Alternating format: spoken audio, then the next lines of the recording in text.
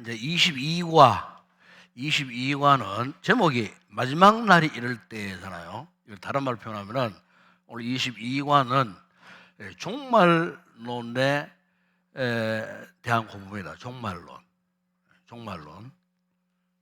이건 또 다른 말로 표현하면은 역사관이라고 할 수 있습니다. 역사관. 그런데 이제 역사가는 이제 크게 현재 우리 기독교 역사관은요, 역사학으로 말하면은 진행사관입니다. 진행사관이에요.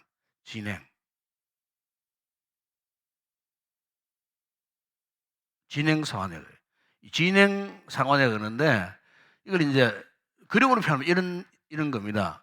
여기 이제 시작입니다.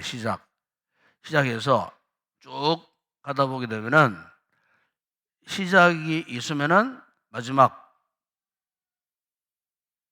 있다는 마지막이 있다는 겁니다. 그러니까 이 세상 역사가 시작했잖아요. 하나님이 창조하신 세계 시작해서 쭉 그냥 영원한 역사가 아니에요. 언젠가는 마지막이 있습니다. 마지막. 이게 이제 성경적 역사관입니다. 그래서 만약 이 세상이 오래도록 영구 보존되는 세상이 아닙니다.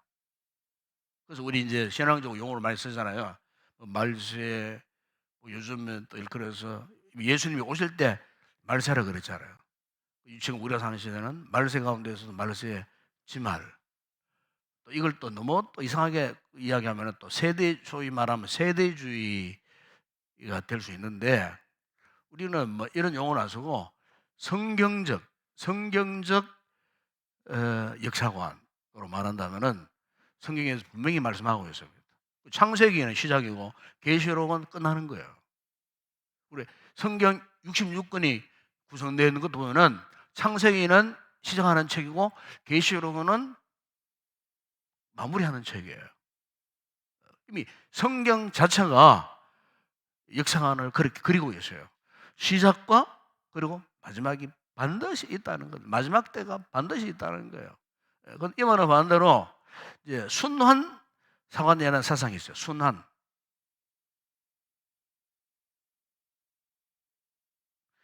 사관.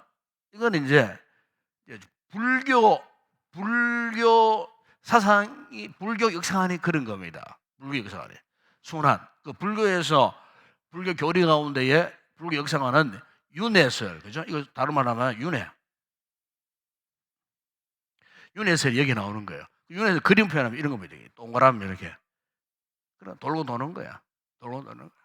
조상님이 뭐 대제가 되었다가 사람 되었다가 뭐 사람 되어서 개 되고 뭐 불교 교래예요, 이게. 그래 이 땅에 착하게 악하게 나쁘게 살면은 다음 생에는 뭐 돼지로 태어날 거고, 뭐 전생에는 돼지였는데 뭐 이렇게 하면서 또 이렇게 사람이 되고 뭐 이런 이야기를 합니다. 불교 역사하는. 그리고 불교 역사는 뭐냐면은 이 세상에 끝이 없어요. 돌고 도는 거예요. 돌고 도는, 영원토록 돌고 도는, 이게 이제 순환 사관이라 그렇게 이야기합니다. 그러나 이건 성경적이 아닙니다. 성경적이 아닙니다. 그래서 이제 우리는 진행 사관, 시작과 그 과정을 쭉 지나면서 마지막 종말 때가 있다. 이게 이제 우리 기독교 역사관 가운데의 중요한 이 종말 관이라고 그렇게 이제 말할 수가 있는데, 그래서 이제 오늘 우리가 이제 이 22과를 이렇게 보게 되면 그걸 이야기합니다. 그걸 이야기하는데, 이 첫 번째 그림 보세요. 이 첫 번째 이 그림은 무엇을 이야기하느냐 하면은, 이 그림을 이 두 개, 1번, 2번 있죠. 두 개로 되어 있죠. 그죠? 사람 옆에 번호 있잖아. 그죠? 이걸 이제 딱 줄을 끊고 보게 되면은, 이제 위쪽 그림, 이것은 성경에 나오는 유대인들의 역사관을 말합니다. 유대인들의 역사관을 말합니다. 유대인들의 역사관을 말하고 밑에는 뭘 이야기하냐면 우리 성경적 기독교적 역사관을 말합니다. 그러니까 오늘 우리가 알아야 할 이 역사관을 이야기합니다. 이것은 성경에 있는 겁니다. 성경에 있는 것. 그러니까 먼저 위에 보십시오.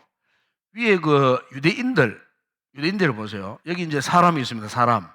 사람이 있는데 여기 이제 이 사람은 우리예요. 여러분 개인으로 봐도 돼요. 자, 우리가 이제 세상을 삽니다. 살다가 어떤 사람은 뭐 70년, 뭐 80년, 뭐 90년 살다가 죽잖아요. 죽음, 그죠? 죽잖아요. 유대교 신앙관 입장에서 볼 때 사람이 태어나가지고 죽기까지 사실 그 안에는 아무것도 없어요. 뭐가 없느냐? 자, 여기 보면은 여기 자, 심판, 부활, 영생 이런 게 있지 않습니까? 그러니까 심판이나 부활이나 영생이나 이런 부분들에 대해서 전혀 어떤 도전도 없고 이 같은 것을 영적으로도 누리지도 못해요. 왜 그러냐면은 이 사람들의 역사는 언제냐면은 죽고 난 이후에 여기 이제 그죠? 마지막 종말의 때에 누가 와야 되느냐? 메시아가 와야 되는 거예요. 메시아가 와야 되는 거예요. 메시아가.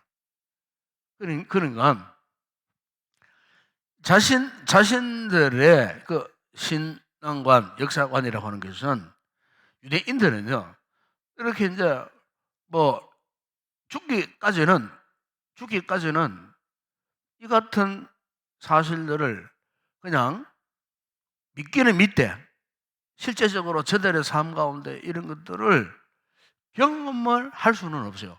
경험을 하지 못해요. 왜냐하면은 자기들이 죽고 난 이후에 이 같은 게 있다는 거죠. 그래서 그런 가운데서도 사도개인들은요 부활을 조차도 안 믿어요. 그러나 바리새파 교인들은 유대인들은 그래도 그나마 천국을 믿고 부활을 믿는 사람들이에요. 그런데 그 사람들조차도 자신이 지금 살고 있고 죽기까지는 전혀 아무런 역사가 그들의 삶 가운데 일어나지 않고 있어요. 그렇기 때문에 유대인들의 이 같은 역사관의 관점에서 보게 되면 지금도 그렇습니다. 유대인들은요 아직 예수님이 안 오셨다고 믿습니다. 그러니까 아직 그 사람 누구를 기다리냐? 초림 예수 그리스도 메시아를 기다리고 있어요. 지금도 그래요. 이 사람들은 아직 그리스도가 메시아가 아직 안 왔다고 생각합니다. 그래서 지금도 그 사람들은 초림 그리스도, 초림의 메시아를 기다리고 있어요. 그러니까 실제 이스라엘에 가보면요, 예수 믿는 사람은 0.2%밖에 안 돼요. 자, 아이러니하지 않습니까? 예수님이 그냥 고향이 거기 다 있고, 뭐 자기들 예수님의 성지, 뭐 순례, 뭐 만들어갖고 장사 다 하고 돈벌이 하면서도 정작 예수를 안 믿는다 그 말이에요. 1%도 그 사람도 예수를 안 믿어요. 정통 유대인들은 예수를 안 믿습니다, 여러분. 왜냐하면 아직 안 왔다는 거예요. 그 우리는 어떻습니까? 2000년 전 이미 오셨어. 2000년 전 이미 오셨다는 사실. 그것을 이제 우리가 지금 믿고 있는 건 아니겠어요? 그래서 여러분 우리 기독교 보세요. 기독교 역사를 보세요. 자, 우리 여기 있습니다. 우리 여기 있잖아요. 자, 여기서 쭉 살다가 여기 가면은 이게 이제 죽음, 미래의 문, 죽음. 왜 이렇게 창설을 했냐면은 이 죽음 이후에 또 다른 역사가 있다는 거예요. 다른 세계가 있다는 거예요. 그걸 이야기하는데, 자, 보세요. 여기서 우리가 살면서 도중에, 보십시오. 이 누굽니까?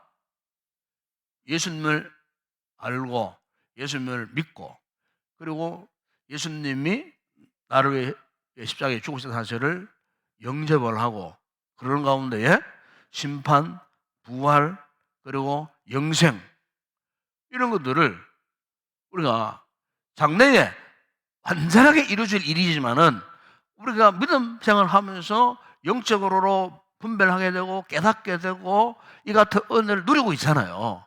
누리면서 살고 있는 거예요. 그러나 유대인들은 그게 없다는 거예요. 왜?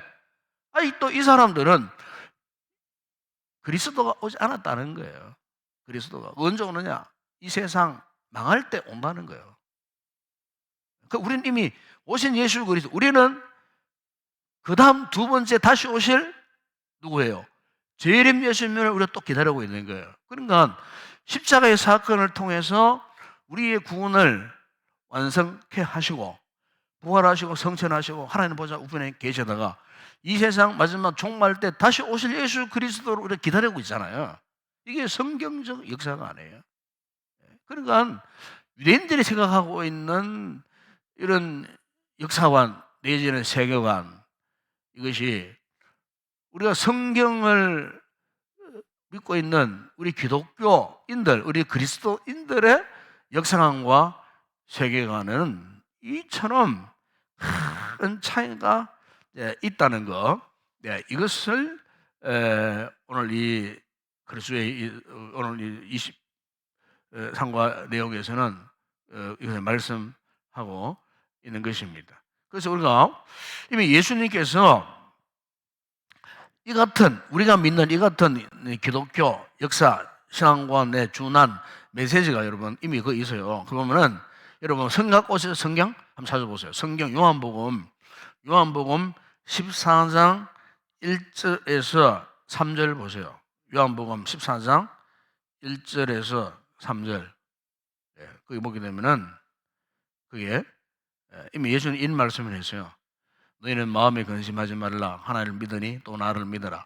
내 아버지 집에 거할 곳이 많도다. 그렇지 않으면 너희에게 일러서리라. 내가 너희를 위하여 거처를 예비하러 가노니 가서 너희를 위하여 거처를 예비하면 내가 다시 와서 너희를 내게로 영접하여 나 있는 곳에 너희도 있게 하리라. 그러니까 이미 예수님께서 이미 오셔갖고 우리에게 심판이 무엇인지, 마지막 날이 있을 심판이 무엇인지, 그리고 부활을 직접 보여주셨고, 그리고 그 구원의 완성을 통해 갖고 우리에게 이미 영원한 생명을 선물로 주셨어요. 우리 예수 믿는 이걸 누리잖아요. 영생의 기쁨을 누리잖아요. 주셨어요. 그리고 더 중요한 것은 미래의 날, 자 우리가 죽음 이후에, 그죠? 누가 오신다고요? 말씀하셨잖아요.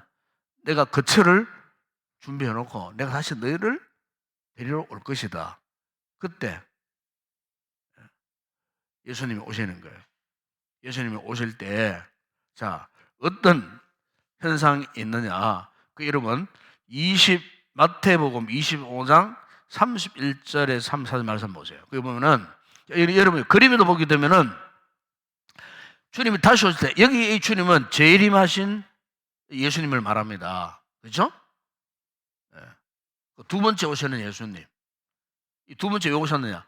우리의 구원을 완성해서 영생의 나라에 우리 이끌기 위해서 오시는 거예요. 영생의 나라. 이때는 종 안에서 죽은 자들이 먼저 일어나고 살아있는 우리도 호련히 변화되어 영생하시는 그 주님의 나라에 들어가도록, 그때 이 같은 우리 믿는 자들에게 완전한 영원한 영생의 나라 이끌 때 동시적으로 하나님 하시는, 주님 하시는 심판이죠, 심판. 그 심판을 그림 보면은 한쪽은 양이고 한쪽은 염소입니다. 양과 염소. 이 말씀이 어디에 나오냐면은 이렇게 마태복음 25장 32절에 한 절 제가 읽겠습니다. 보면은 모든 민족을 그 앞에 모으고 각각 구분하기를 목자가 양과 염소를 구분하는 것 같이 하여 양은 그 오른편에 염소는 왼편에 두리라. 그때 임금이 그 오른편에 있는 자들에게 이르되 내 아버지께 복받을 자들이여 나와 창세로부터 너희를 위하여 예비된 나라를 상속받아라. 그 하나님의 나라. 그러니까 여기에 염소는 악인을 말합니다. 악인. 양은 누구를 말해요?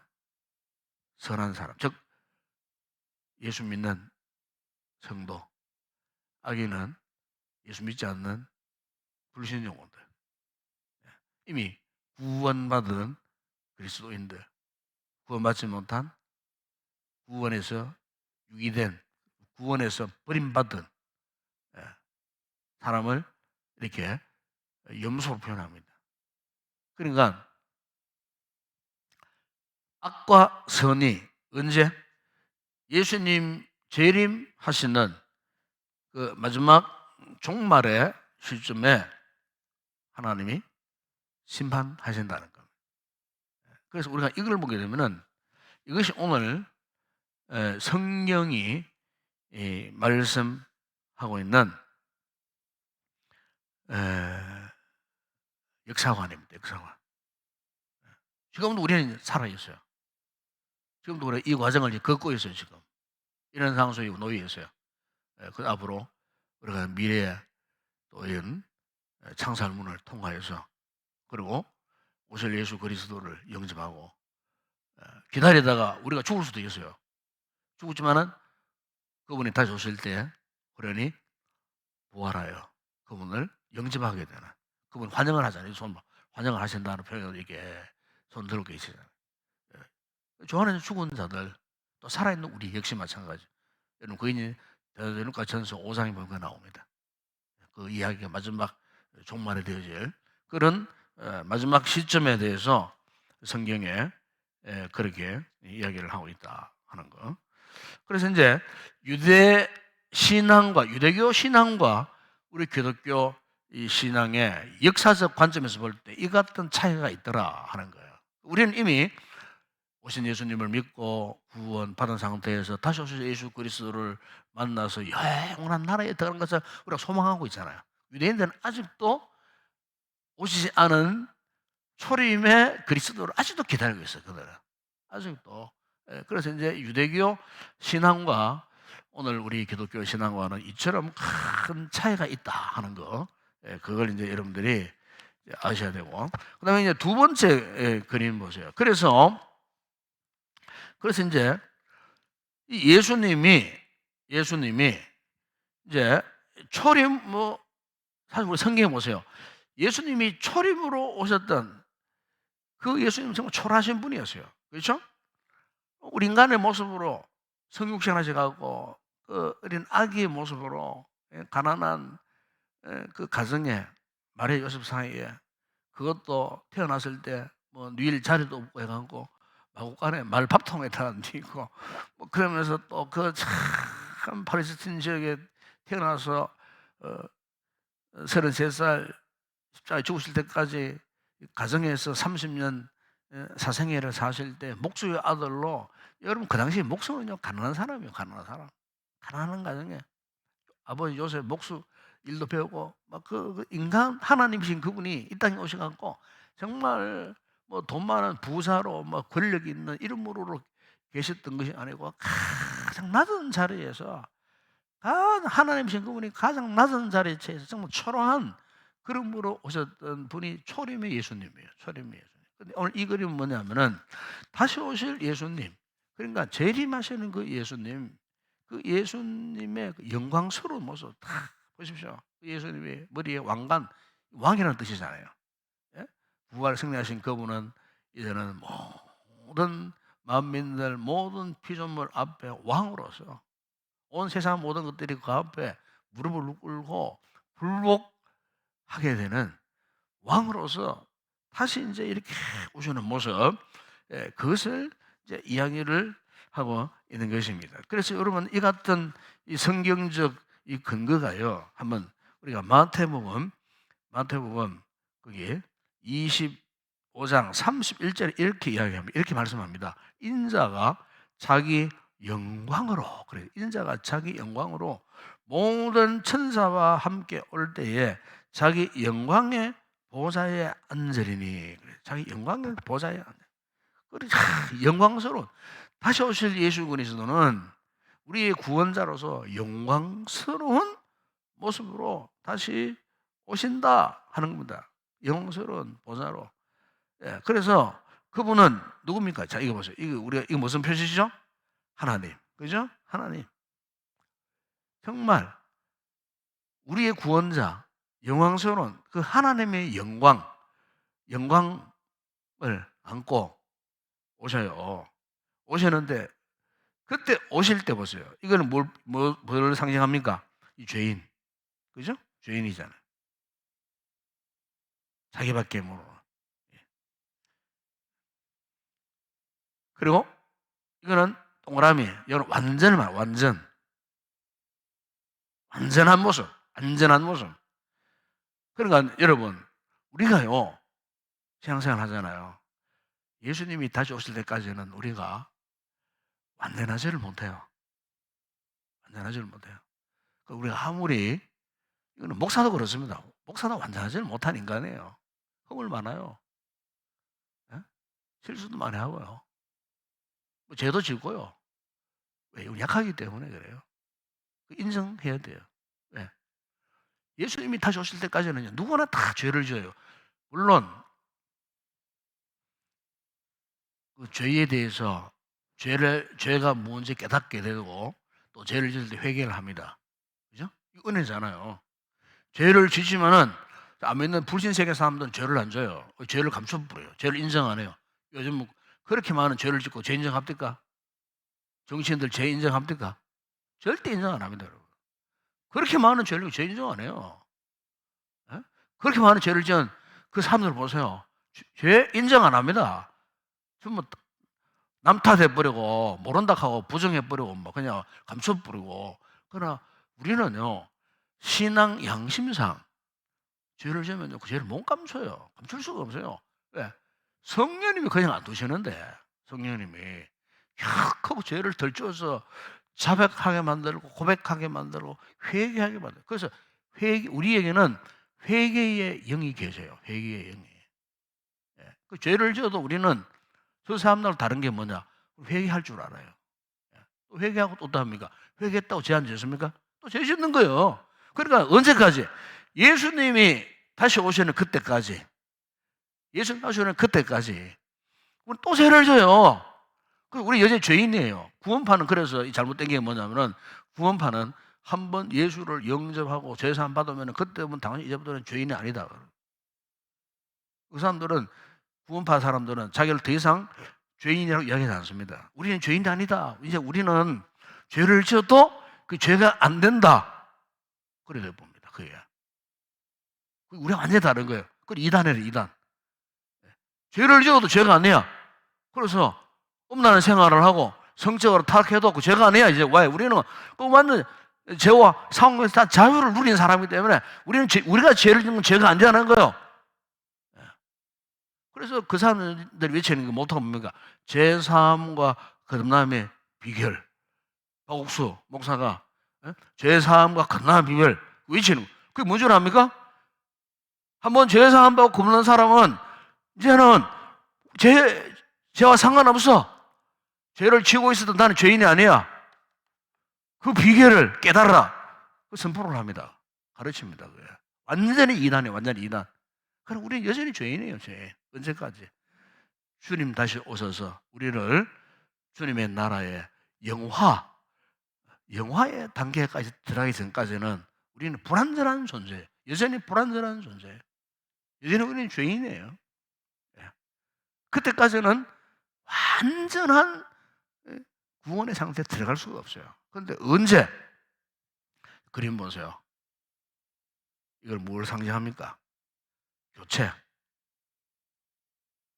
교체의 날이 온다. 교체의 날이. 그러니까 죄인된 우리의 신분과 완전한 단계에 들어가는, 더 이상 이제는 죄를 짓고 싶어도 지을 수 없는 그런 단계의 그날이 언젠가 만왕의 왕이신 우리의 구원자 예수 그리스도 하나님이신 그분이 다시 오실 때 우리는 어떻게 해요? 죄인과 완전한 교체, 그 손 딱 교체를 해버린 거예요. 그때가 언제라고요? 주님이 다시 오시는 그날에. 아멘? 그때까지 힘들고 어려워도 믿음 생활 하셔야 됩니다. 아시겠어요? 그때까지 힘들고 어려워도 믿음 생활을 잘 하셔야 돼요. 뭐 내가 믿다가 뭐 병이 걸려갖고 미리 일찍 죽을 수도 있어요. 한번 상관해 보세요. 흙 속에 파묻혀. 그러나 저 안에서 죽은 자가 먼저 다시 일어난다고 말씀했어요. 언제? 바로 주 예수 그리스도 다시 오시는 그날. 그때 중요한 것은 우리 살아있을 때 해야 할 일이 있어요. 그분을 영접해야 돼요. 그분을 영접하는 겁니다. 이게 정말 중요한 겁니다. 자, 그래서 여기 여러분 교재 보세요. 그 교재 보게 되면은 뭘 이야기하느냐면은 이 같은 영접의 근거에 대해서 이야기합니다. 영접의 근거. 그리고 거기 보면은 환영합니다 해갖고 거기 보면 1, 2, 3이 있죠. 1, 2, 3. 1, 2, 3 보세요. 그거 보면은 이런 말씀을 해요. 하나님은 1번 보세요. 하나님은 오직 그리스도 안에 있는 그의 은혜에 근거하여 우리를 영접하시고 환영하신다. 그러니까 이렇게 주님께서 우리를 이렇게 구원받은 자로 당신의 자녀 백성으로 영접하시는 그 근거가 뭐라고 말씀합니까? 그 근거가 은혜라고 말합니다. 은혜. 그래서 여러분 말씀에 이런 게 있잖아요. 에베소 2장 8절이죠. 너희가 그 은혜를 인하여 믿음으로 말미암아 그랬어요. 은혜로 말미암아. 우리가 예수 그리스도를 나의 구원자로 구세주로 이렇게 영접하게 되는 그 근거가 어디 있느냐? 바로 하나님의 은혜예요. 하나님의 은혜. 그것을 위해서 우리가 예수님을 영접하게 하시고 이런 은혜를 입고 구원받는 자들을 예수님이 환영해 주시고 받아들여 주신다는 거예요. 그래서 성도는 항상 이 은혜를 잊으면 안 됩니다. 이 은혜를 잊으면 안 되고 그 다음에 이제 은혜와 함께 영접의 근거와 함께 또 이게 있어요. 2번 해보세요. 2번. 칭찬의 근거라는 말이 있죠. 칭찬의 근거. 이 칭찬의 이 근거. 칭찬의 근거는 뭐냐? 칭찬의 근거는 행위입니다. 행위. 다시 말하면은 이 행위라는 것은 우리가 예수님을 영접하고 구원받는 조건은 될 수 없어요. 그래서 에베소 2장 9절 말씀에 나오잖아. 그죠? 그러니까 이 행위라고 하는 것은 그렇잖아요. 행위에서 나온 것이 아니니 이는 누구든지 자랑하지 못하게 합니다. 그래서요. 우리의 구원, 예수 그리스도를 영접하고 구원의 단계에 들어가는 것은 우리 행위에서 나오는 것이 아니에요. 아까 이야기했죠? 뭐라고요? 은혜에 근거해서 철저하게 우리가 예수 그리스도를 믿고 하나님의 자녀가 되고 이 구원의 선물을 받을 수 있지만은 우리 행위가 아무리 선해도 그 행위를 가지고는 절대로 구원받을 수 없어요. 우리 지금까지 쭉 우리 예를 쭉 연구하면서 계속 이제 유대인들의 뭐 어떤 그 신앙관을 쭉 이야기해 왔잖아요. 유대인들은 뭐냐? 율법의 행위로 구원받는다고 생각해요. 율법의 행위로 절대 구원받지 못해요. 그렇다면은 오늘 우리 그리스도인들 구원받은 우리 그리스도인들에게서 행위는 뭐냐? 그것은 한마디로 교재 나옵니다만은 칭찬의 근거입니다. 칭찬 근거. 칭찬을 받을 수가 있어요. 칭찬. 그러니까 우리가 같은 구원을 받더라도 칭찬받는 구원자가 있고 칭찬받지 못하는 구원자가 있어요. 그러니까 그게 뭐냐고요? 행위. 행위를 다른 말로 표현하면은 뭐냐면은 구원의 결과입니다. 행위는 구원의 결과예요. 구원의 조건은 아니지만은 구원의 결과. 구원의 결과라는 뭡니까? 열매라는 겁니다. 열매. 행위는 열매예요. 열매.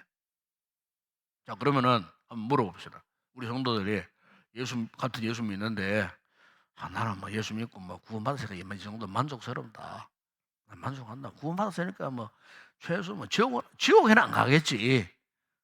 그냥 뭐 대충 뭐 이만 구원받았으니까 뭐 대충 그냥 뭐 일주일 예배 한 번 딱 드리고 뭐 그냥 집에 돌아갔다가 일주일 또 이렇게 뭐 세상 살이 하다가 또 주일로 돌아와서 하나님 안녕하십니까 인사만 하고 또 뭐 예배 한번 드리고 가고. 예. 그러나 중요한 것은요, 그런 신앙에는 열매가 없는 거예요. 근데 지금은 몰라요. 예수님이 다시 오실 때 마지막 날에 그분의 심판대 보좌 앞에 딱 섰을 때에 그때에 행위의 열매가 있는 자들에게는 달란트 비유가 그겁니다. 5달란트, 2달란트, 1달란트. 1달란트는 행위가 전혀 없었어요. 5달란트, 2달란트는 열심으로 힘쓰고 봉사하고 충성하고 섬기고 10달란트 되고 4달란트 되고 1달란트는 수군에 사가지고 땅에 묻어놨다가 그냥 그대로 꺼지면 행위의 열매가 전혀 없는. 그러니까 이 악한 자를 바깥 어두운 데 끌어내요. 예? 그 말씀에 나오잖아요. 그리고 구원받지 못한다는 말 아닙니다. 이 중요한 겁니다. 중요한 믿음 생활에서. 그래서 이제 우리가 이제 이런 부분 행위는 구원의 근거는 될 수 없지만은 구원의 결과 열매가 된다는 거. 이거를 이제 이야기를 하는데 그 열매가 언제 나타나느냐? 자, 참고 성경 한번 찾아봅시다. 고린도전서 한번 찾아보시다.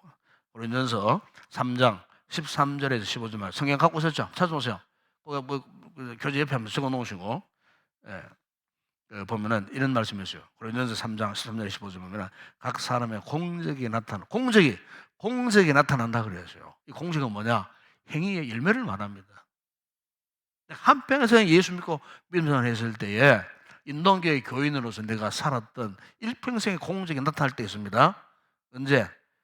주님 다시 오실 때, 그때 공적이 나타날 터인데 그날이 뭐냐?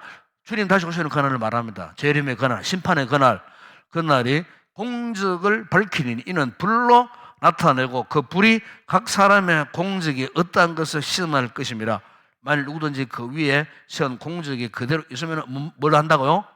상을 받고 누구든지 그 공적이 불타면은 해를 받으리니 그러나 자신은 구원을 받되 불 가운데서 받은. 보십시오. 중요한 이야기 여기서 하고 있습니다. 사도 바울이 구원을 받아요. 구원을 받지만은 불 가운데 받은 것 같으려. 아무런 행위의 열매가 없으니까 칭찬을 받겠어요, 못 받겠어요? 칭찬이 없는 구원이요. 이게 불행한 거예요, 사실은. 그래서 이제 우리 성신 신대원의 교수였던 분이 두 분이었어요. 한 분은 박영규 교수님, 내가 어제도 한번 이야기 한번 했죠. 또 한 분은 신성정 교수님. 이 신성정 교수님은 저희 은사입니다. 우리 배웠기 때문에. 헬라 전문가고 신약 박사를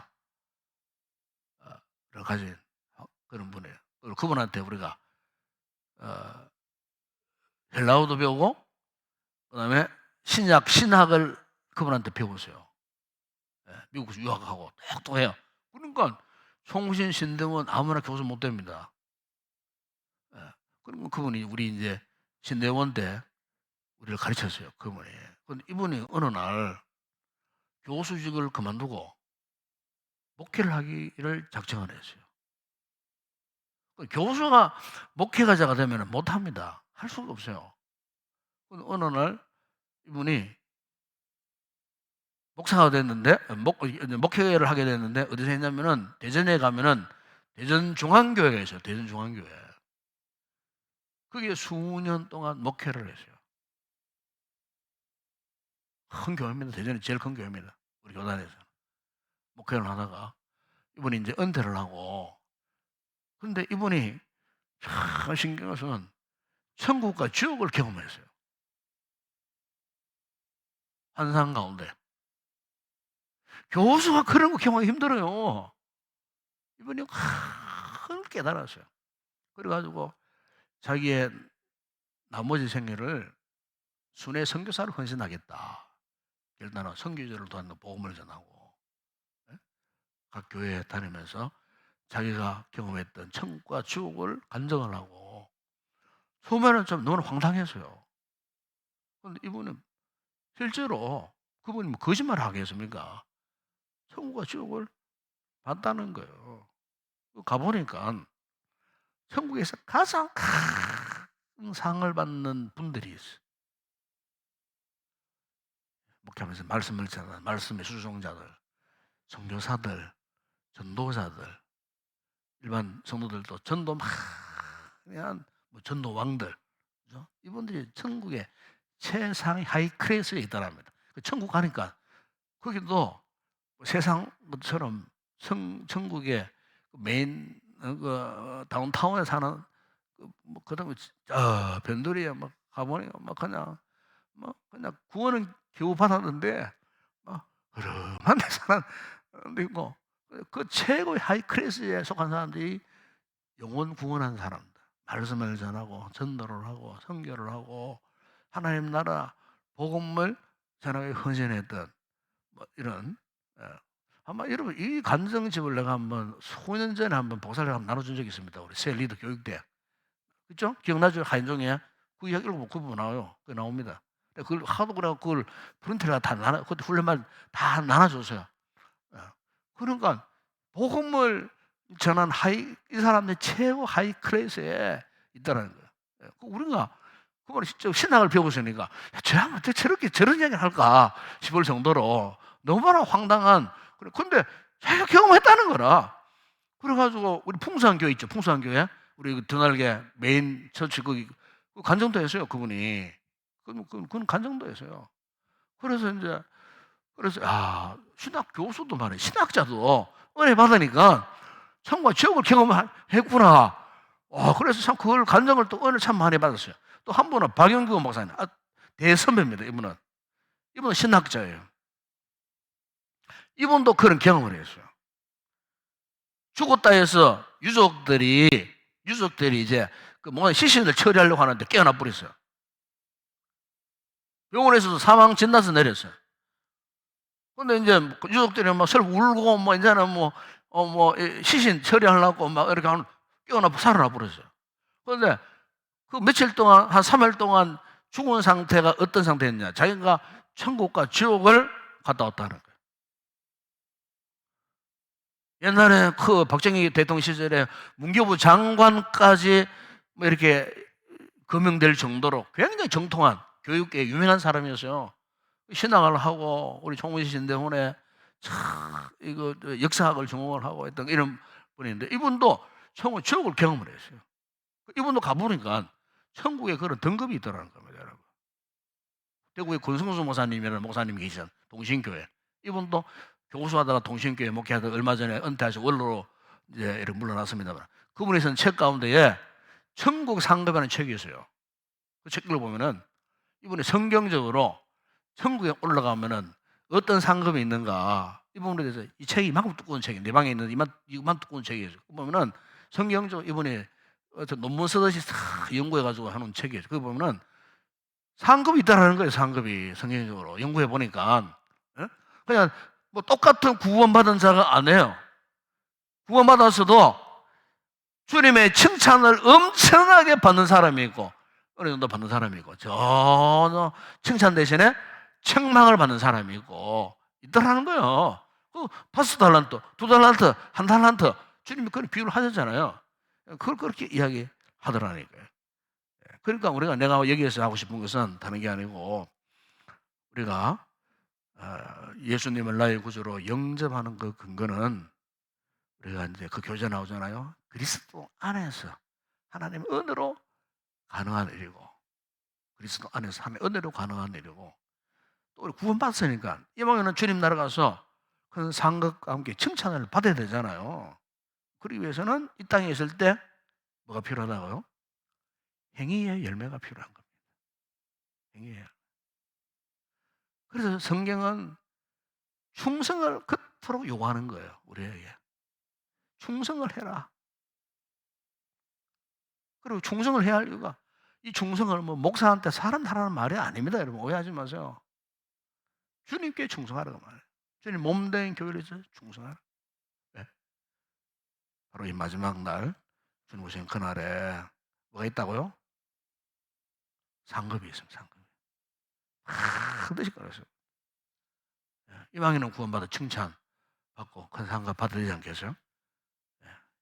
그래서 이제 오늘 그림은 이제 석장인데, 이렇게 이제 마지막 날 우리가 이제 결국 우리가 목적하는 어디에 들어갑니까?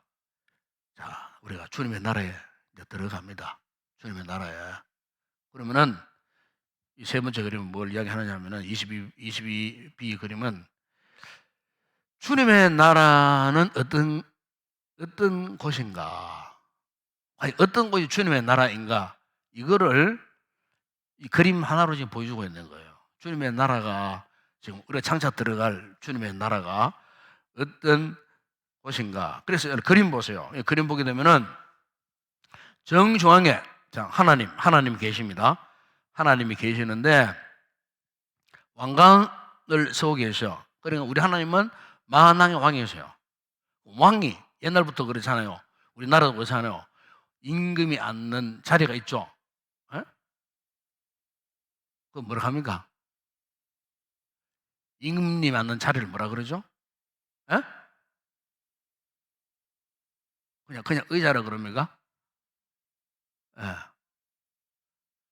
용상. 동양에서는요, 용 그러면요, 이게 이제 신비의 상상의 동물이잖아요. 그러니까 이제 임금 왕 그러면은 용이 최고의 동물계 최고의 동물. 그래서 이제 용 그러면은 임금을 상징하는 거예요.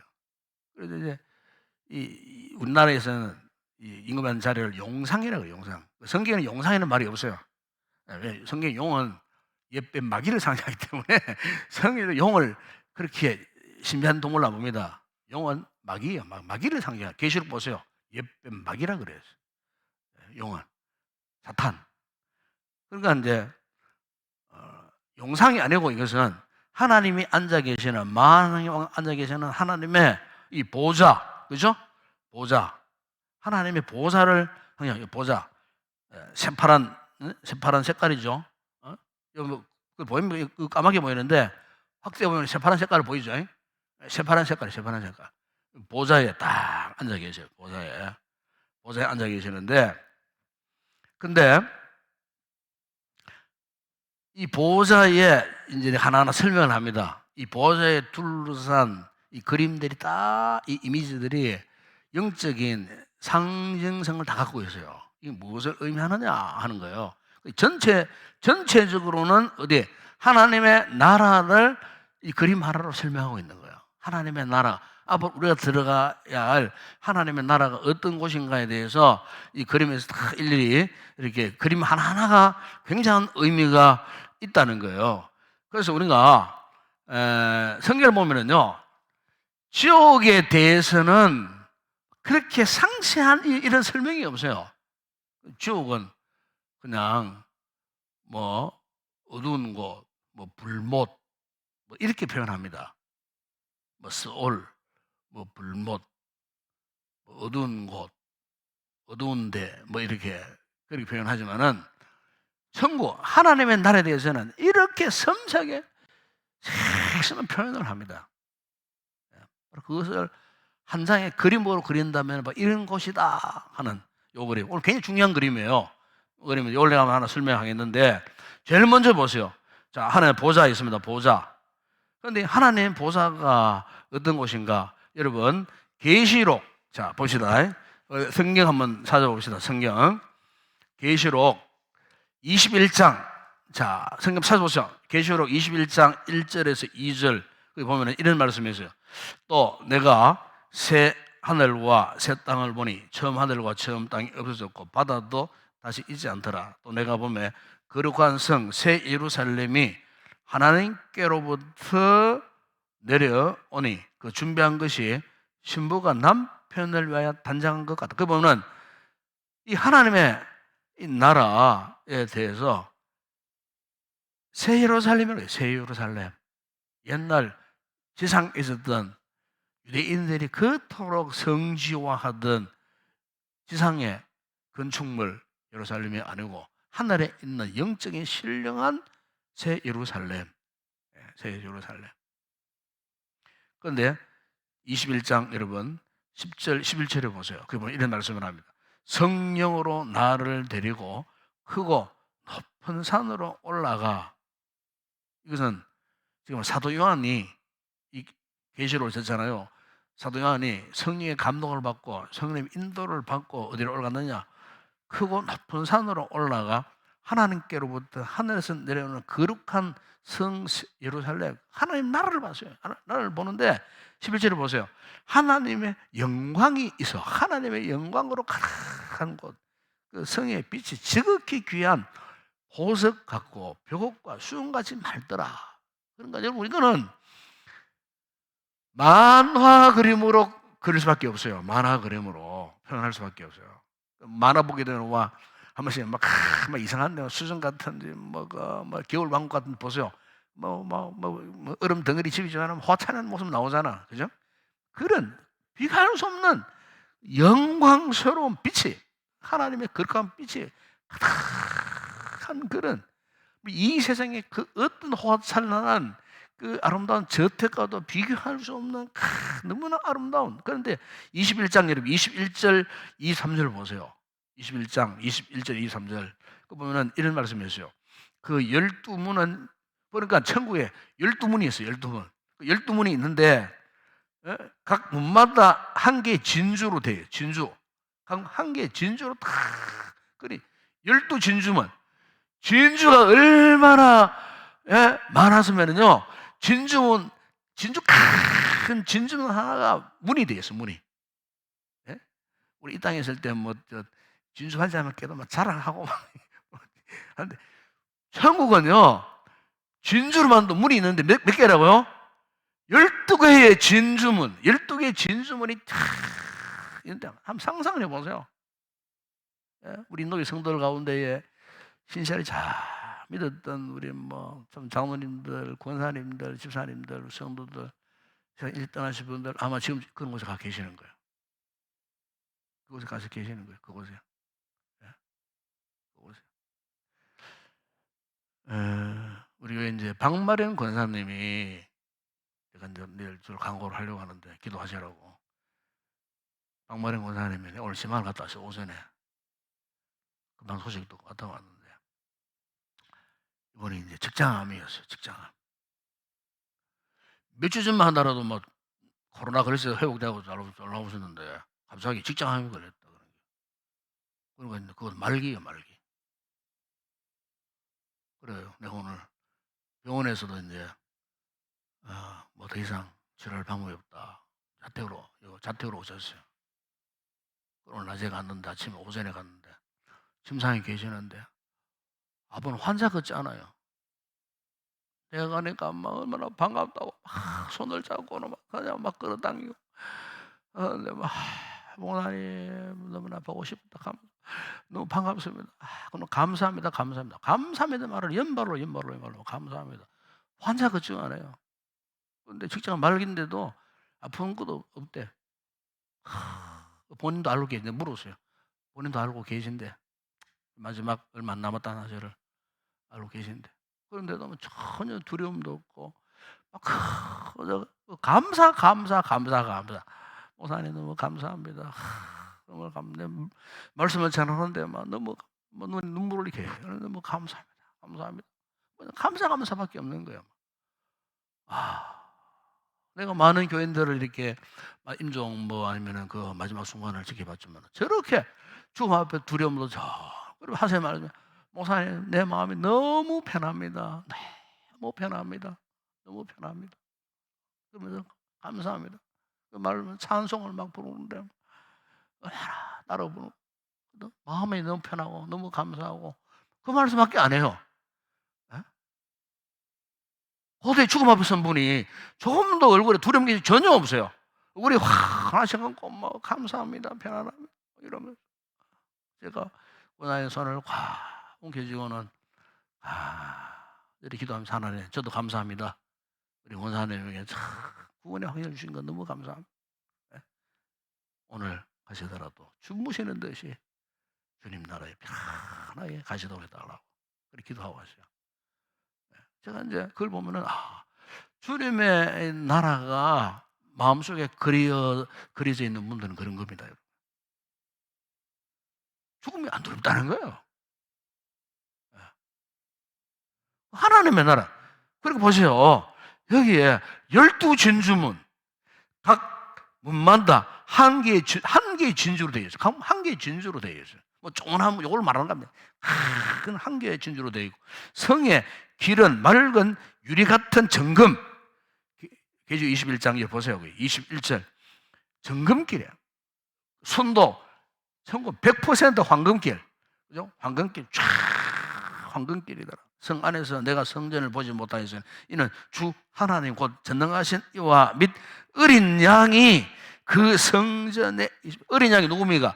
우리의 구원자 예수 그리스도 그 안에 계시고 그 성은 해나 달에 빛이 필요 없어. 밤을 밝힐 낫을 만드는 태양도 달도 필요 없어. 별빛도 필요 없어. 쓸데없다 그 말이에요. 하나님의 영광이 빛이 그냥 비치는데 그 어린 양이 그 등불이 되심이라. 예수님이 그 천국에서의 등불이 되고 하나님의 영광이 되는 그야말로 세상에 어떤 이런 LED 조명과도 비교할 수 없는 영광스러운 그곳. 22장 1절 이하 2절에 보세요. 22장 또 그가 수정같이 맑은 생명수의 강을 내게 보이니 하나님과 및 어린 양의 보좌로부터 나와서 길 가운데로 흘러가더라. 생명수의 강물이 낙동강 강물처럼 저런 시커먼 강물이 아니요. 정말로 수정같이 맑은 생명수의 강물이 막 흘러 어린 양의 보좌로부터 이 보좌 안에서 이 보좌 지금 그림 이 보좌로부터 이렇게 다 흘러나와서 길 가운데로 흐르는데 강 좌우에는 생명나무가 있어 12가지 열매를 맺되 날마다 그 열매를 맺고 그 나무 잎사귀에 되는 만국을 치료하기 위하여 있더라. 여러분 이게 성경이 말씀하는 하나님의 나라에 대해서 이야기를 지금 하고 있는 거예요.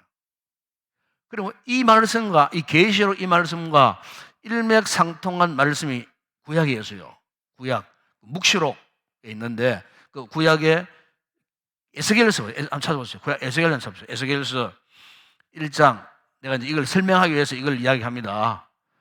오늘 성경 교재 없는 구절을 많이 이야기하고 있죠.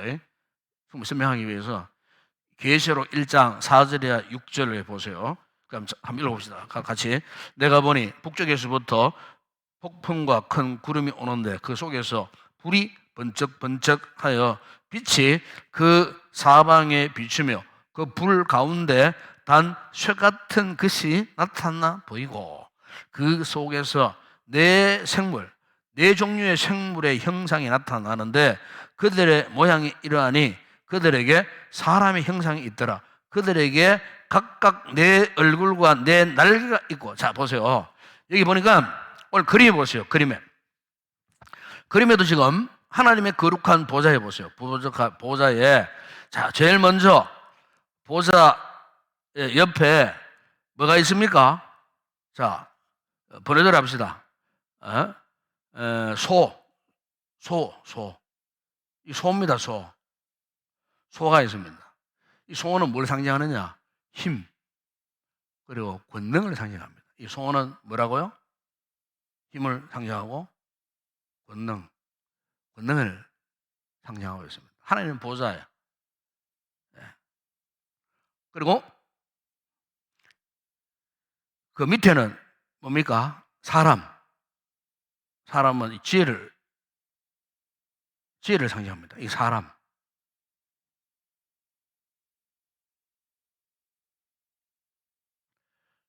이제 이게 지혜를 이제 상징을 하고 있는 겁니다. 지혜. 그리고 이쪽, 자, 왼편에 사자가 있습니다. 사자라고 해요, 사자. 이 사자는 뭐냐? 이거는 의미하신 하나님. 그리고 경외를 말합니다. 경외. 거룩한 두려움, 이걸 말합니다. 하나님은 보좌가 의미하시고, 그리고 그냥 무섭고 뭐 공포스러운 그런 보좌가 아니고 거룩한 두려움, 이걸 경외라 하거든요. 거룩한, 저분을 경배하고 싶은, 예배하고 싶은 거룩한 두려움을 경외라 합니다. 경외. 그런 마음이 막 불꽃처럼 일어나도록 하나님 앞에 하나님을 경외하는 거룩한 두려움, 이걸 상징합니다. 그리고 여기 독수리.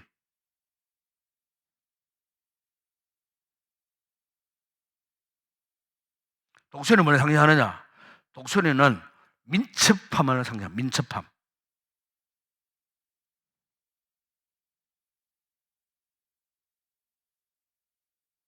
민첩함을 상징합니다. 민첩함.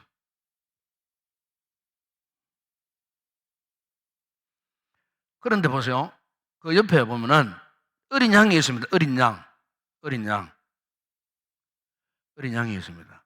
어린 양 배경에 보세요. 뭐가 보입니까? 그렇게 뭐가 보이죠? 십자가. 그러니까 십자가를 지시고 구원을 받으신 어린 양, 바로 누구? 예수 그리스도. 바로 예수님. 우리의 구원자 예수님 보여주고 있습니다. 그러니까 하나님의 영광스러운 이 거룩한 보좌, 그죠? 이 보좌를 중심으로 해서 이렇게 힘과 권능과 음해와 경외와 지혜와 민첩함, 이 하나님께서 거룩한 보좌 앞에 앉아 계시는, 이것은 하나님의 존재를 상징적으로 말씀하고 있는 거예요. 하나님 어떤 분이신가? 그 부분에 대해서 이렇게 상징적으로 말씀을 하고 있는데, 바로 이 하나님의 이 거룩한 보좌 주변에 보세요. 이 주변에 이 왕관들이 쫙 있습니다. 왕관. 이거는 계시록에 보면 24장로를 말합니다. 24장로. 그 24명의 장로들을 말합니다. 여기 뭐 이 장로는 뭐 인도계 장로님 그걸 말한 게 아닙니다. 여기 장로 왜 24냐? 24는요. 이게 이제 우리가 성경으로 보게 되면은 이제 10이라는 숫자가 많이 등장합니다. 구약에 뭐 12지파, 신약에 12사도, 뭐 12제자. 그래 성인들 보면은 이 10이라고 하는 것은 완전수를 말합니다. 완전수. 24 같으면은 완전수의 배, 완전 플러스 완전. 지극히 완전함. 24 가는 것은 지극히 완전한 상태. 이 12는 뭐냐? 12가 왜 완전수가 되느냐? 성경을 보게 되면 3 곱하기 4, 3은 하늘의 숫자입니다. 성경에 보면 3이라는 것은 하늘의 숫자예요. 예수님이 삶을 부활하셨다면 그 의미가 있는 거예요. 3자는 우리 기독교인들은 3자를 굉장히 좋아합니다. 그런데 안 믿는 불린 세계 다른 아시아권 불교에 가면 3자를 굉장히 싫어합니다. 우리 3자를 좋아해요. 3자는 하늘의 숫자고 4자는 땅의 숫자예요. 그러니까 3, 4, 12 이렇게 해서 이제 그 12 완전수가 된 이유가 하늘의 3, 땅의 4가 곱하기 했을 때의 12가 이거는 뭐 좀 그렇게 이제 해석을 합니다. 그래서 이제 그 12라는 숫자가 이제 완전수, 거룩한 숫자다 그 말이에요. 거룩한 숫자, 거룩한 완전하고 거룩한 숫자 12배의 24장로 누구를 상징하느냐? 예? 이 땅에 어느 교회 뭐 아무개 장로님을 말하는 게 아니고 장로님들을 말하는 게 아니고 이것은 이 땅에 예수를 믿고 구원받은 거룩한 성도들의 대표, 거룩한 성도들, 거룩한 성도들을 의미하는 거예요. 거룩한 성도들을 의미하는 거예요. 거룩한 성도들을 대표하는 사람들을 계시록에서 24 장로다, 그렇게 표현하는 겁니다. 그래서 참고성 여러분, 계시록 4장 4절을 봅시다. 계시록 4장 4절. 거기 보면 이런 말씀이 있어요. 계시록 4장 4절을 보면은 또 보좌에 둘려 24 보좌들이 있고 그 보좌들 위에 24 장로들이 흰 옷을 입고 머리에 관을 쓰고 있다. 이걸 이제 그림으로 묘사한 거예요. 이 장들을. 그러니까 24 장로 이야기했죠. 구원받은 하나님의 자녀, 하나님의 백성들. 좁게 말하면은 그 대표들을 상징하는 거 있는 거예요. 그런데 그들이 어떻게 해요? 계시록 19장 4절 이런 말씀입니다. 또 24 장로와 내 생물이 엎드려, 이야기했죠? 내 생물이 엎드려 보좌에 앉으신 하나님께 어떻게 해요? 경배하며 이르되 아멘 할렐루야 하나님 앞에 영광을 돌리고 있어요. 내 생물과 함께 24 장로들 구원받은 택한 성도들이 하나님 앞에 할렐루야 영광을 돌리고 있어요. 돌리면서 계시록 4장 10절에 보십시오. 그 이런 말씀이 있어요. 24 장로들이 보좌에 앉으신 앞에 엎드려 세세토록 살아계신 이에게 경배하고 자기의 관을 보좌 앞에 드리며 이르되 라는 그 말씀이 있어요.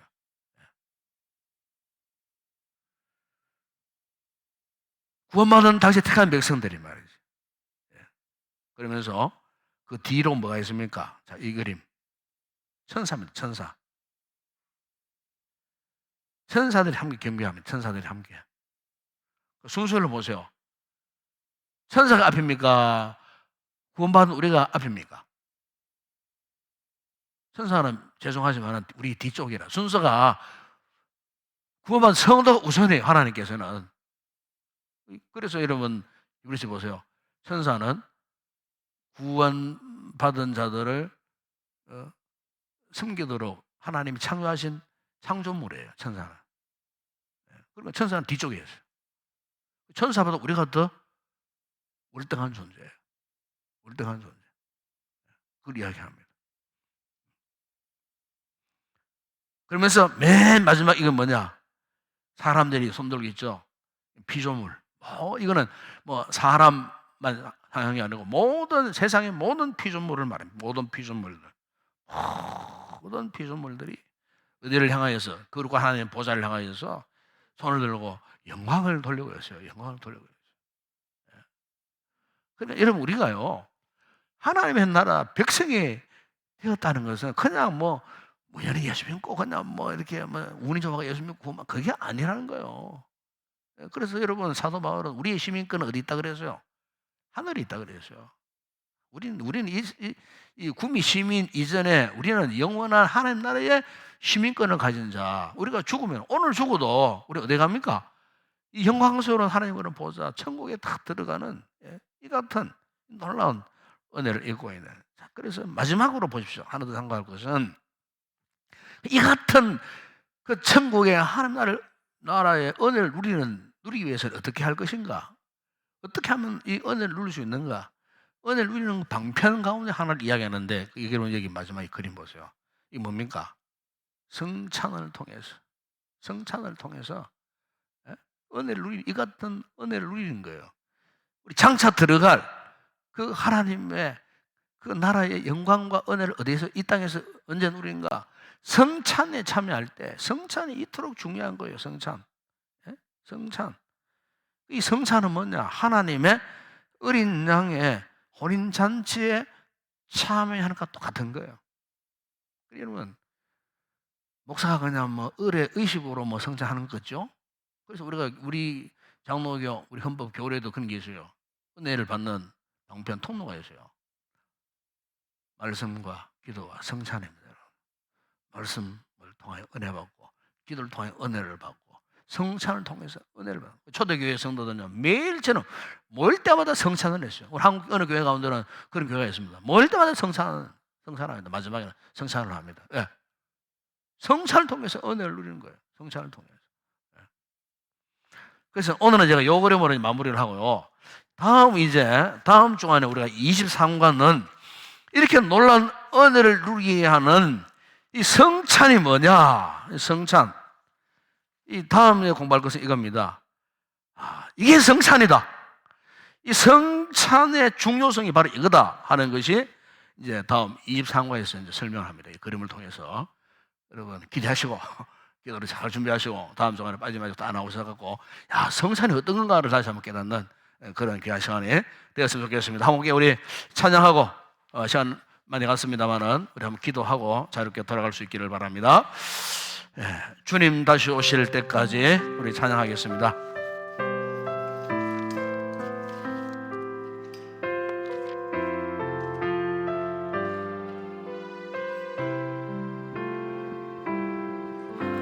주님 다시 오실 때까지 나는 이 길 가리라. 좁은 문 좁은 길 나의 십자가 지고 나의 가는 이 길 끝에서 나는 주님을 보리라. 영광의 내 주님 나를 맞아주시니. 아멘 아멘. 주님 다시 오실 때까지 나는 일어나 달려가리라. 주의 영광 온 땅 덮을 때 나는 일어나 노래하리. 내 선포하는 주님 온 세상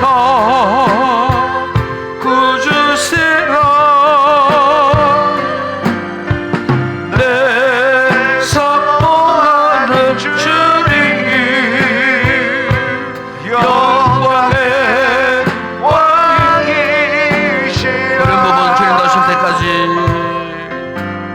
주님 다시 오실 때까지 나는 일어나 달려가리라. 주의 영광 온 땅 덮을 때 나는 일어나 노래하리. 내 선포하는 주님 온 세상 구주시라. 내 선포하는 주님 영광의 왕이시라. 영상 기도하겠습니다. 오늘 이 말씀을 통해서 여러분 우리가 하나님 나라에 대한 영적인 인식이 우리가 그동안 알게 모르게 사실 흐릿해져 있었습니다. 그래서 우리가 이 땅에 살 때 그건 잘 살고 이 땅에 그저 복 받고 잘 살고 행복하게 잘 살고 우리 믿음 생활에 주 목적을 우리도 모르는 사이에 여기에 목숨 걸고 살아오지 않았나.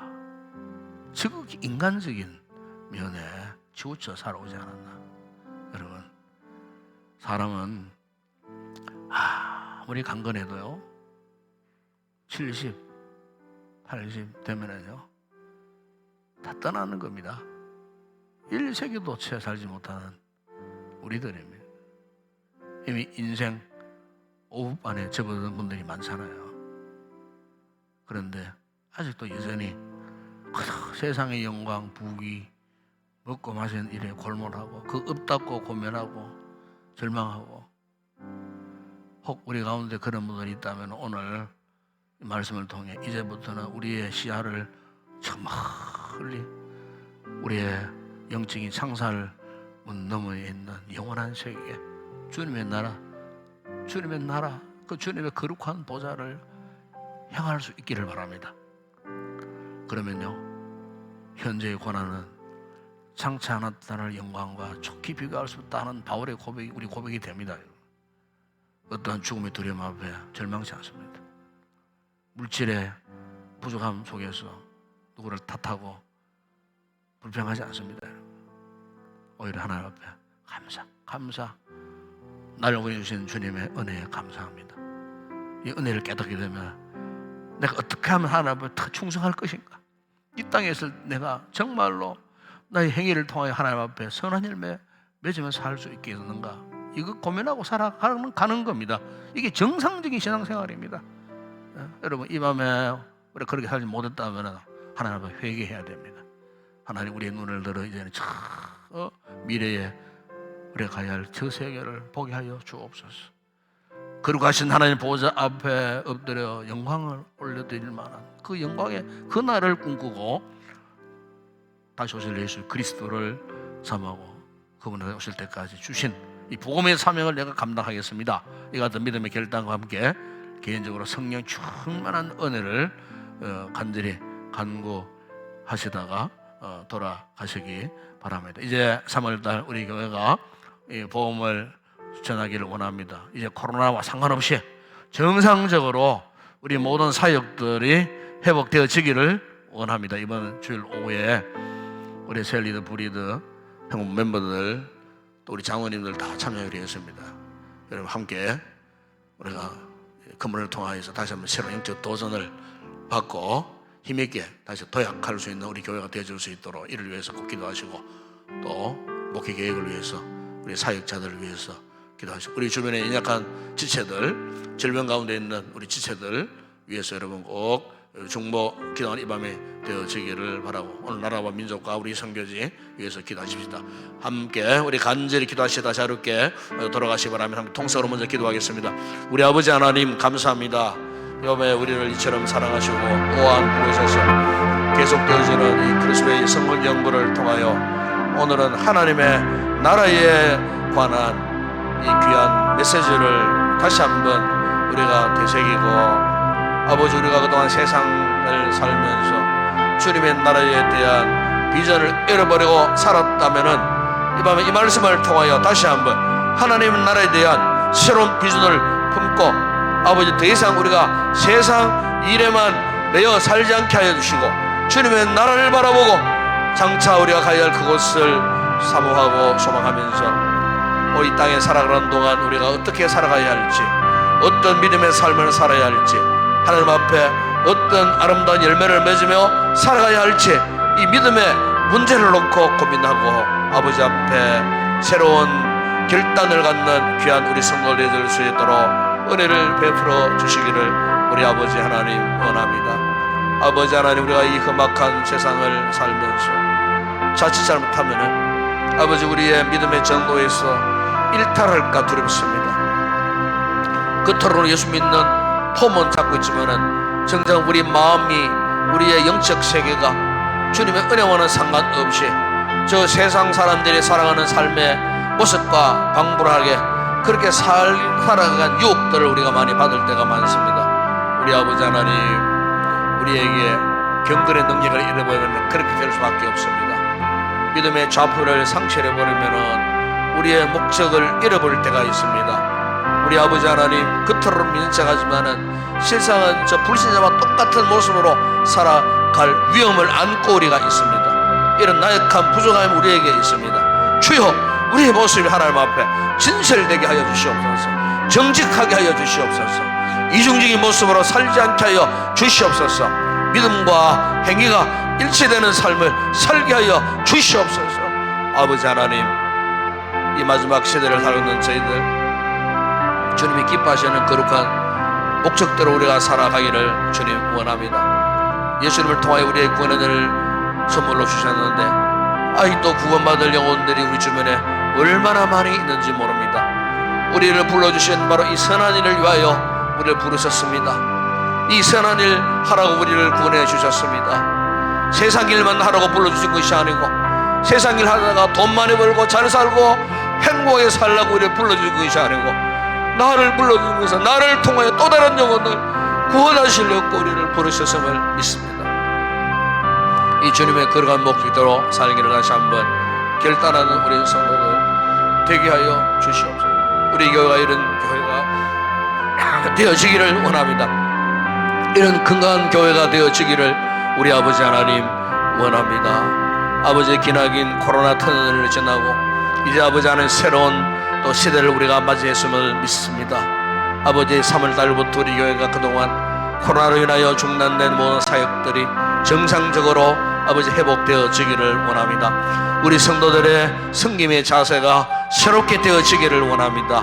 처져 있었던 우리의 마음 자세가, 지쳐 있었던 우리의 삶의 태도가 이제는 영적인 새로운 기력을 회복하고 정상적인 모습으로 활기를 되찾는 역동적인 믿음의 삶을 살기를 아버지 하나님 원합니다. 이 같은 은혜가 회복되어지는 우리 교회 되게 하시고, 이를 위해 아버지 이번 주일 오후에는 아버지 하나님 우리 셀 가족을 대표하는 우리 셀들과 부리들과 행복한 멤버들이 비록 편하고 힘들지만은 오후 시간 잠시 우리가 말씀을 묵상하고 아버지 하나님 이제부터 우리가 어떻게 무엇을 해야 할지 다시 한번 아버지 하나님 영적인 아버지여 마음 자세를 보다듬고 다시 한번 결의하고 결단하는 그런 귀한 시간을 갖기를 원할 때 아버지 우리 모든 성도들이 다 참여해서 먼저 아버지 말씀 은혜 받고 도전 받고 아버지여 이 마지막 시대에 우리 교회가 감당할 복음의 비전을 향하여 함께 고민하고 아버지 이를 위하여 올 한 해 동안도 열심으로 달려가며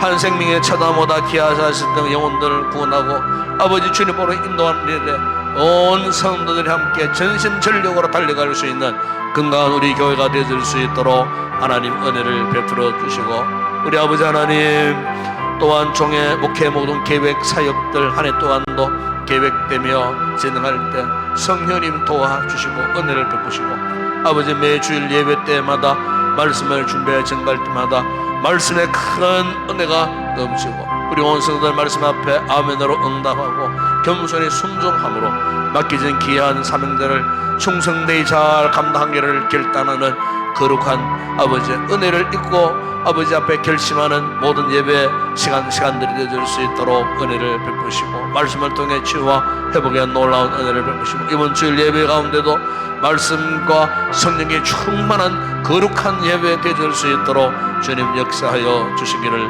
원합니다. 아버지 하나님 교회를 위하여 앞장서 수고하는 우리 모든 교회 우리 직분자들 일꾼들에게 은혜를 베푸시고 아버지 믿음으로 역사할 때에 하나님 지대를 통하여 주님의 위대한 역사가 나타날 줄을 믿습니다. 아버지 특별히 지체들 가운데에 아버지여 중한 수술을 앞두고 있고 아버지 갑작스러운 질병 소식을 안고 아버지 하는 절망의 자리에 아버지여 침상에 누워 신음하는 우리 성도들도 있습니다. 일일이 좀 찾아가셔서 저희의 약한 부분을 치유하시고 회복케 하시고 건강을 회복하여 예배의 자리에 다 나올 수 있도록 강하고 담대한 믿음을 저들에게 허락하여 주시기를 원합니다. 저는 오늘도 나라와 민족을 위해서 간구합니다. 참으로 사상적으로 대립하고 갈등하고 반복을 일삼는 아버지의 의지로운 아버지의 상황을 목도하면서 이 나라가 앞으로 어디로 가야 할지 알 수 없는 아버지 하나님 참으로 너무나 험난한 시대에 살고 있습니다. 아버지 모든 위생자 정치인들이 정신을 차리고 하나님을 두려워하는 가운데에 올바른 아버지의 선정을 베풀고 아버지 민생을 챙기고 아버지 국가 나라와 민족을 위하여 맡겨진 귀한 소명을 잘 감당하는 신실한 귀한 위생자들이 되어줄 수 있도록 나라의 모든 일꾼들이 되어줄 수 있도록 은혜를 베풀어 주시기를 원합니다. 그러하신 아버지 한국 교회들을 축복하시고 코로나 이후에 아버지여 참으로 여러가지 참으로 한국 교회들이 새로운 목회 계획을 하고 아버지 무너진 목회 생태계를 복원하기 위하여 동문서주하며 열심히 노력하는 주의 종들을 붙드시고 새로운 힘과 용기를 갈아가시고 다시 한번 일어서서 제2, 제3의 새로운 한국교회 부흥의 시대를 맞이할 수 있는 그날을 허락하여 주시기를 원합니다. 아버지 전세계 만방 흩어져 주의 복음을 증거하는 2만 5천여 명의 선교사들의 사역 현장 가운데 함께 하시고 우리가 섬기고 돕는 선교주회도 함께 하시고 저들의 사역 가운데 주의 말씀의 역사가 일어나서 많은 생명들을 구원하는 아름다운 귀한 은혜의 역사가 일어날 수 있도록 주님 축복하여 주시기를 우리 아버지 하나님 원합니다. 이 밤도 아버지 기도하는 성도들 가운데 성령의 충만한 은혜를 주시기를 원합니다. 저들의 개인적인 가정적인 기도의 제목을 갖고 간구하고 아버지 부르짖을 때 주님 응답해 주시고 돌아갈 때 응답의 기쁨을 안고 돌아가는 병원의 성도들 되게 하여 주시고 어두운 밤길 먼 길 또 이렇게 오가는 성도들의 걸음 가운데 주님 동행하여 주시고 안전한 길로 인도해 주시고 무사히 가정이 잘 도착해서 지을 수 있는 귀한 밤 되줄 수 있도록 이번 다가오는 주일에 다 나와서 하나님 앞에 예배자로 영광을 드리는 귀한 우리 성도들 되게 하여 주시옵소서. 아버지 믿습니다.